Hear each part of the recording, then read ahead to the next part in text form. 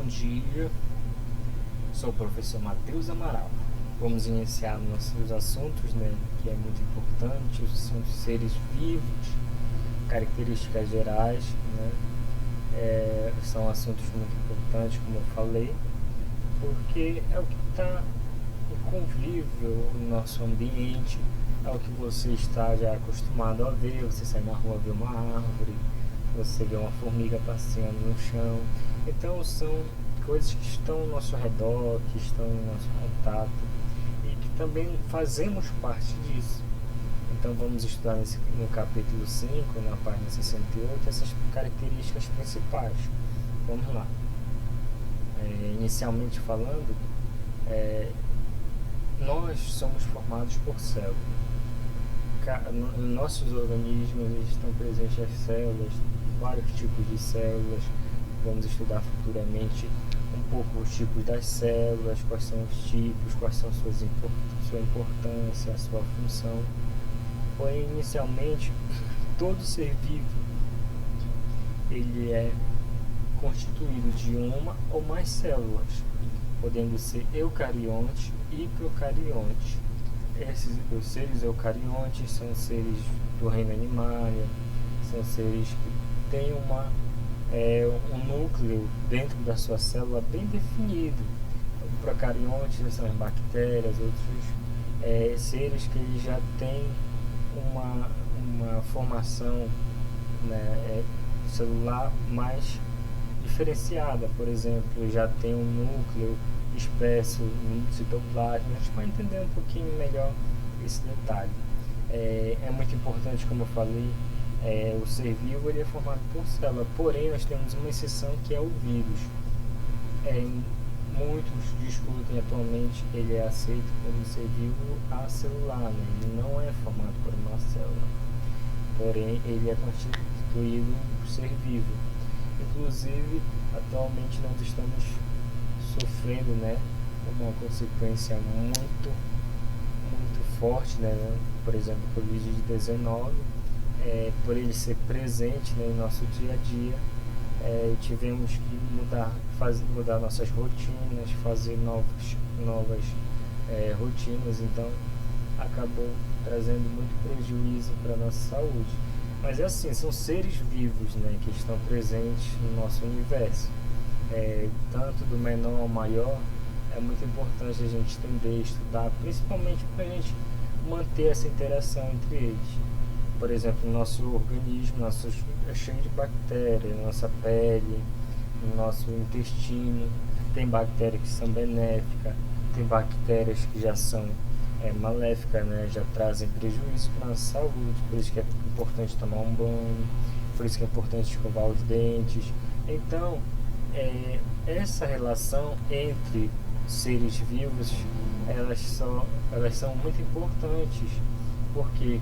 Porque dependendo do nosso conhecimento, ela traz benefícios ou malefícios, Então é muito importante conhecer. Vamos continuar, vocês vão entender melhor. Células eucariontes, como eu falei, são células vegetais, que elas já apresentam um núcleo organizado, tanto vegetal quanto animal. Por exemplo, sendo uma célula vegetal aqui, ela tem um diferencial, ela tem uma parede celular.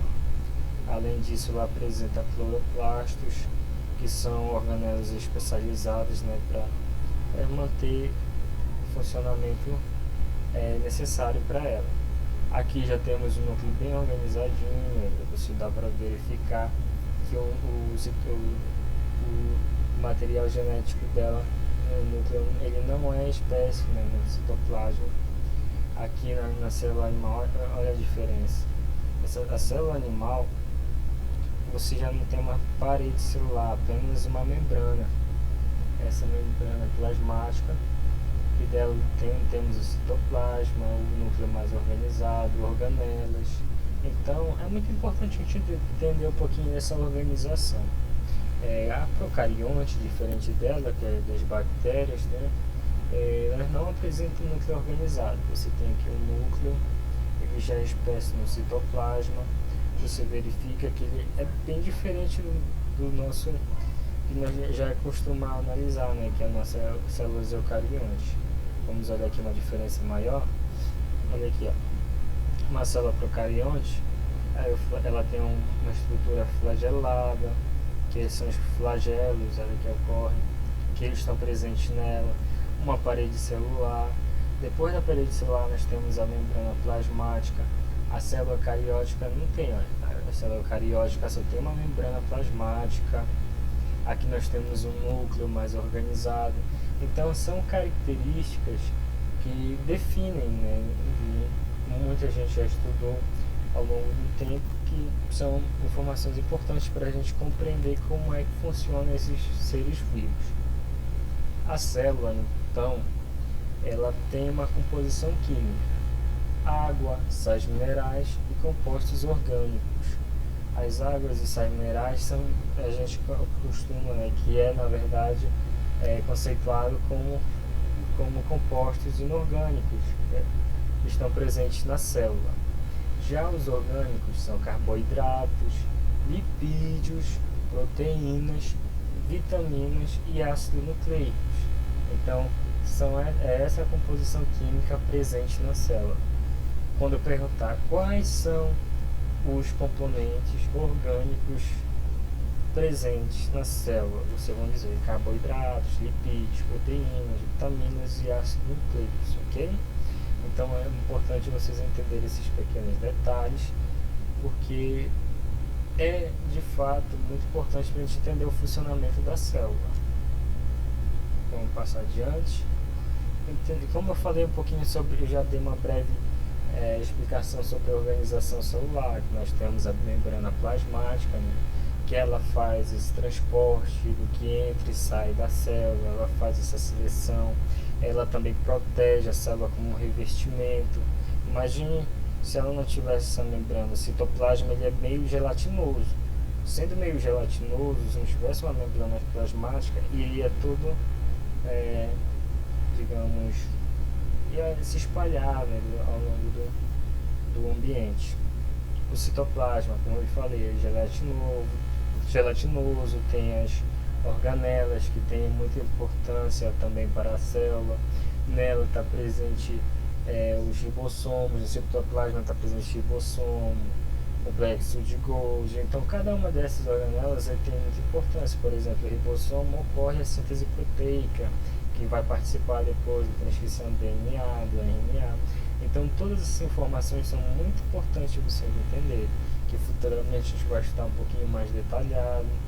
Depois eu vou perguntar para vocês também sobre essas principais, como é organizada essa célula. E a carioteca. O que é a carioteca? Como eu já falei várias vezes sobre o núcleo, aqui nós temos uma célula eucarionte, né?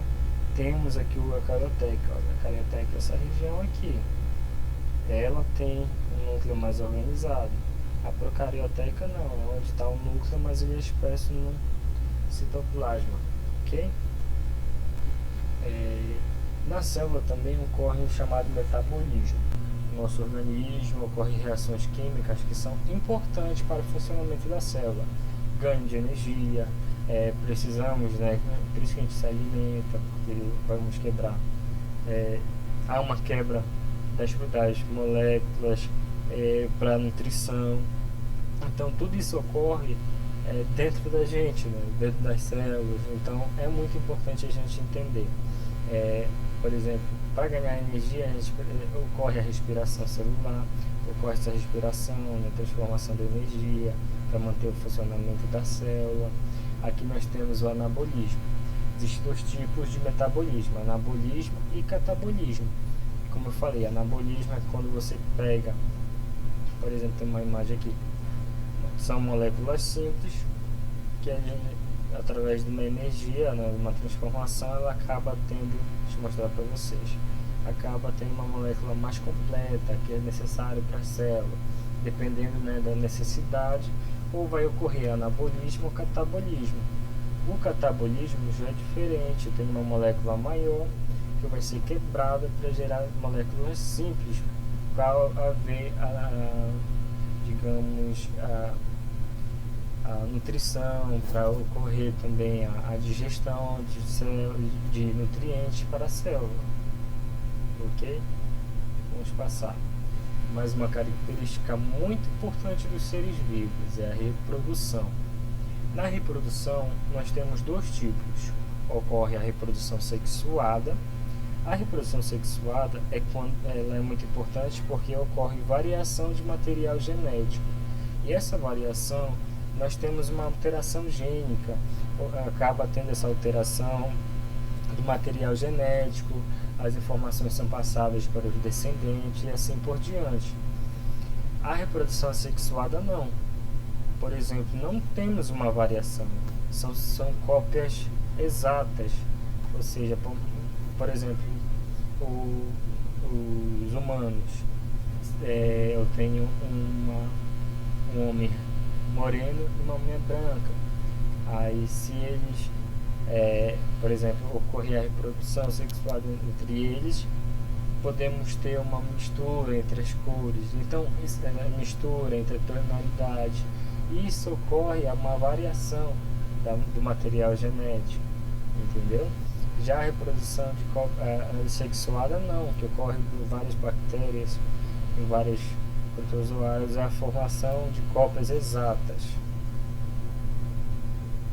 Vamos também falar um pouquinho da evolução. A evolução ela é muito importante para a gente entender o desenvolvimento de seres vivos. Uma delas é o fixismo, que por muito tempo, né, permaneceu explicando como é que funcionava a permanência dos seres vivos ao longo do tempo no ambiente. Além disso, também teve a lei do uso e desuso, que foi muito discutido também por Lamarck, né, um grande cientista na história da biologia, tanto na história da ciência. A lei da transmissão dos caracteres adquiridos, vamos estudar mais um pouquinho depois. E a lei da seleção natural, que até hoje ela permanece, né? Até que venha outra teoria, né, que em contrapartida da seleção natural, ela permanece aceita, né, em nossa sociedade. Tanto que podemos verificar em nossos livros ao longo do tempo, ela foi a mais aceita atualmente.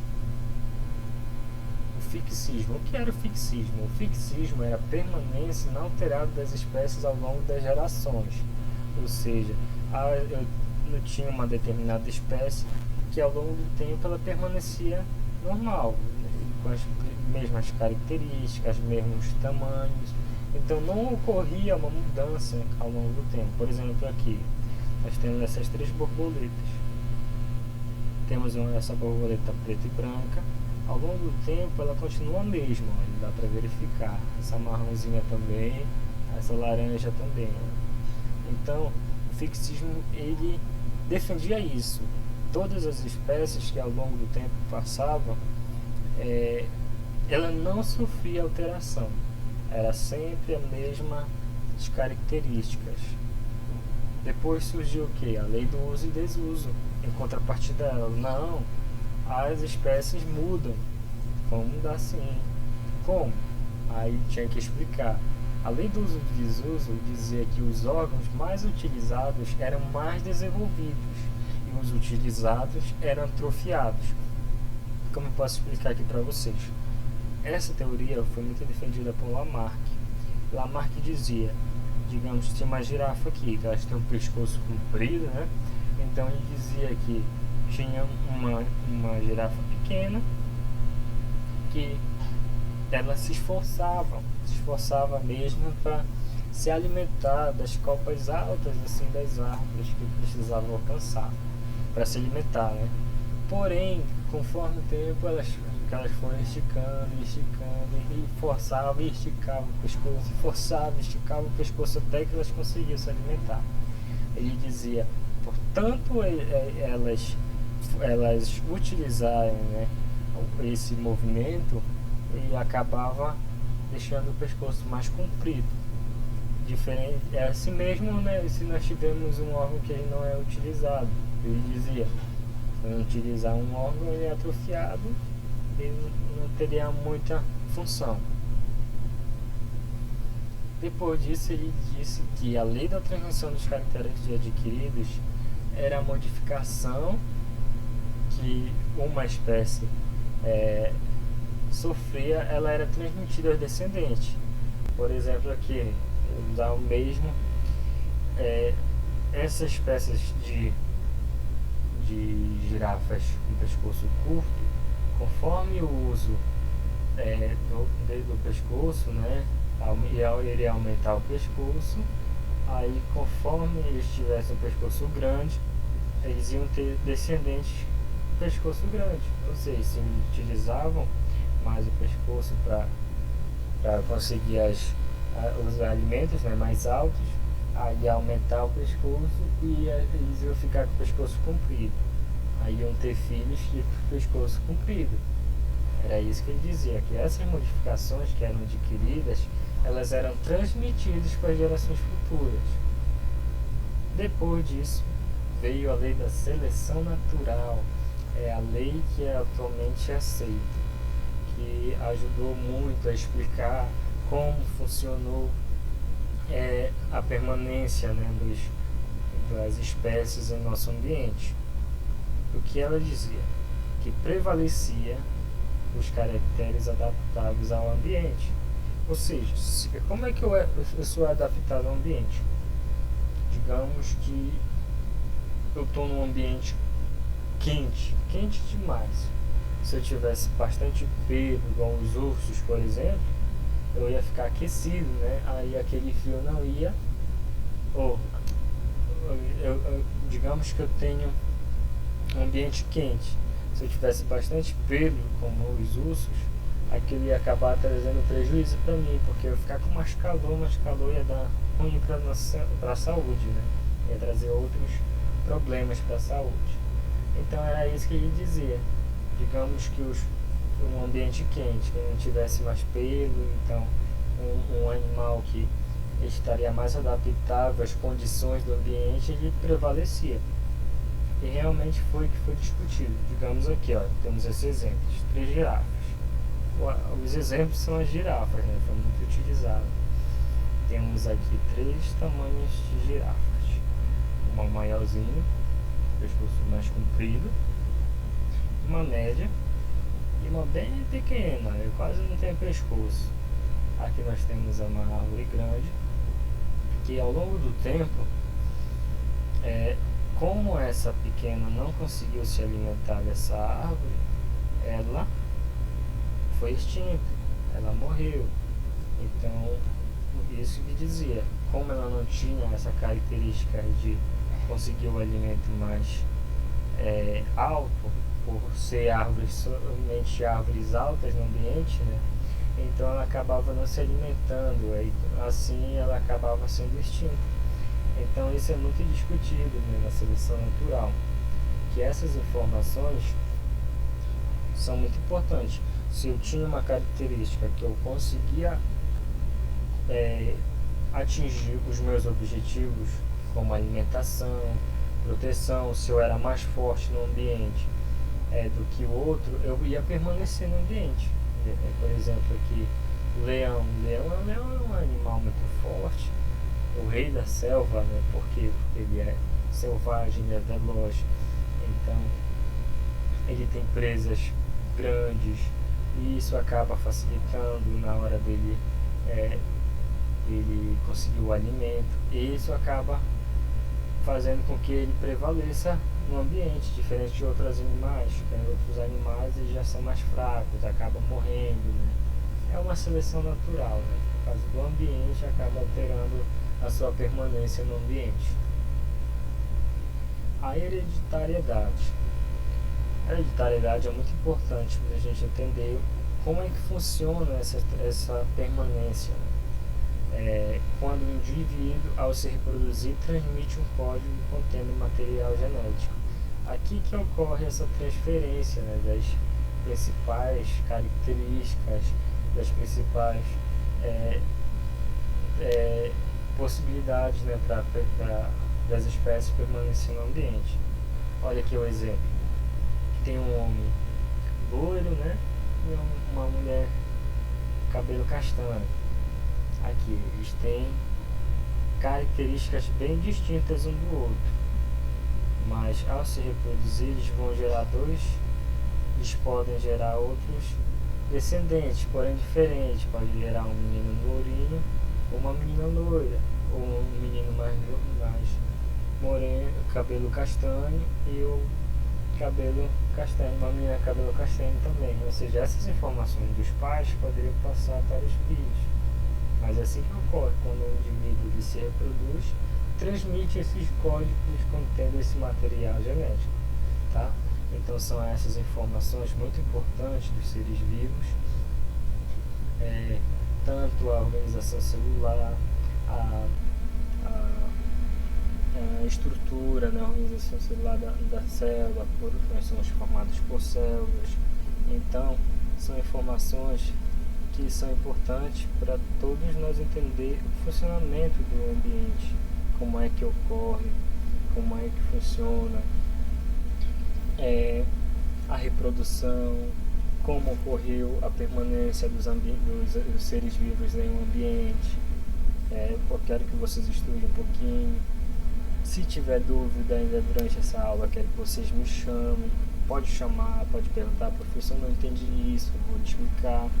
Professor, não entendi aquilo, então não entendi como é que funciona mais ou menos essa organização, eu preciso de mais detalhe. Pode chamar que a gente vai dizer para vocês, ok? Eu aguardo vocês, um abraço.